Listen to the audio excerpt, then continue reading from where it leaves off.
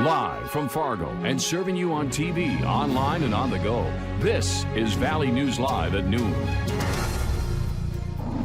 New information on the man accused of killing Grand Forks police officer Cody Holte. The suspect has officially been released from the hospital and booked into the Grand Forks County Jail. 41-year-old Salama Pendleton, who opened fire when police attempted to serve an eviction notice, faces 2 counts of murder for the deaths of Officer Holte and 61-year-old Lola Moore.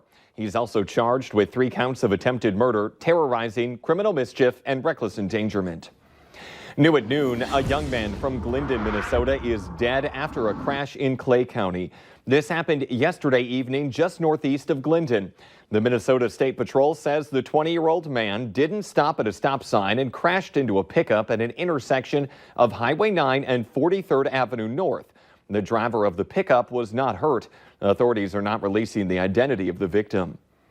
Also new at noon, authorities are now identifying the body pulled from the Mississippi River in Cass County, Minnesota. The victim is 41-year-old Melvin Rivera from Deer River, Minnesota. Authorities were called to search for him last Wednesday, and they found his body the next day in the river at Schoolcraft State Park. His body is scheduled for an autopsy in St. Paul. No other information about the incident is being released at this time. Taking that live look outside on this Tuesday afternoon, some blue sky peeking there behind those clouds, but a little cooler than what it's been the last few days. About on par with yesterday, however. But for what we can expect for our forecast, let's head on over to First Alert Storm Team meteorologist Lisa Green.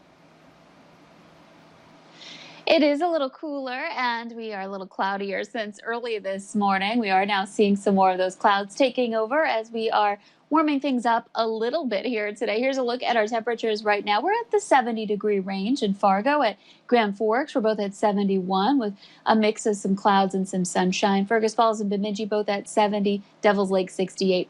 Here's a look at your radar and satellite map. You can see Southern Valley has been the focus for those daytime-driven heating puffy cumulus clouds. And then up to the northeast, that's some shower activity in green, and we did have 1 or 2 little lightning bolts over Red Lake in Beltrami County. We talked about that potential for 1 or 2 of these showers to bring us that potential for a little thunder. And that is going to be more likely in the east, though anybody could see that happen here as we head into the afternoon hours today. Your highs into the 70s, some of us staying in the upper 60s, but overall looking rather pleasant. You just have to watch out for those showers. We're going to talk more about that in your hour-by-hour planner and take a look at some more summertime heat coming up in your extended forecast. All right. Thank you, Lisa.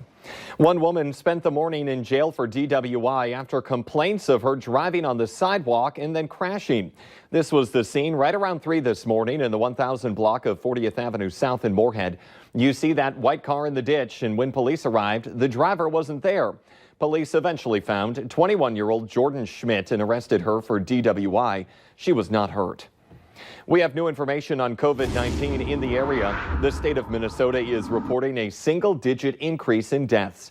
9 more deaths are reported, bringing the death toll to 1,393.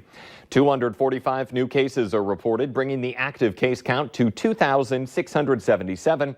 More than 29,000 people have since recovered. The state of North Dakota is reporting a delay in lab results today. So far, it says the state has reported 7 new positive cases and 1 new death. The victim is a woman in her 40s from Cass County with underlying health conditions. The rest of those delayed numbers are expected to be released sometime tomorrow. Millions of Americans may have been infected with COVID-19 back in March, but they didn't even know it. Researchers examined nationwide data collected from each state by the CDC for diseases with flu-like symptoms. They saw a huge spike in flu-like illnesses exceeding typical seasonal numbers in many states in March. The scientists estimate that if a third of those infected with COVID-19 had sought care, that would have corresponded to more than 8 million new cases. They also believe more than 80% of those infections remain undetected. President Donald Trump will speak at an indoor event in Arizona today, one of the most dangerous states for coronavirus. Since the president's Tulsa rally, 2 more campaign staffers have tested positive. Weijia Zhang reports from the White House. President Trump is expected to address a crowd of 3,000 students for Trump in Phoenix, all of whom had to agree not to hold organizers or the venue liable if they contract COVID-19, even as White House officials downplay the threat of the virus. There is no second wave coming. The administration said yesterday it was because of coronavirus that it needed to extend a ban on immigration to protect U.S. jobs and suspend certain work visas through the end of the year. Following that announcement, the president plans to stop by Yuma today to mark the completion of 200 miles of his border wall, highlighting his campaign promise to stop illegal immigration. Meanwhile, it is his campaign relaunch that continues to spark controversy because of comments Mr. Trump made. So I said to my people, slow the testing down, please. The White House insisted President Trump was joking, but when directly asked, he didn't deny directing a slowdown. But did you ask to slow it down? If it did slow down, frankly, I think we're way ahead of ourselves, if you want to know the truth. And then there was this rhetoric to describe the virus. I can name Kung Flu. Why does he use racist phrases like the Kung Flu? The president doesn't. What the president does do is point to the fact that the origin of the virus is China. Kung Flu is extremely offensive to many people in the Asian American community. To be clear, are you saying the White House does not believe it is racist? To be clear, I think the media is trying to play games with the terminology of this virus.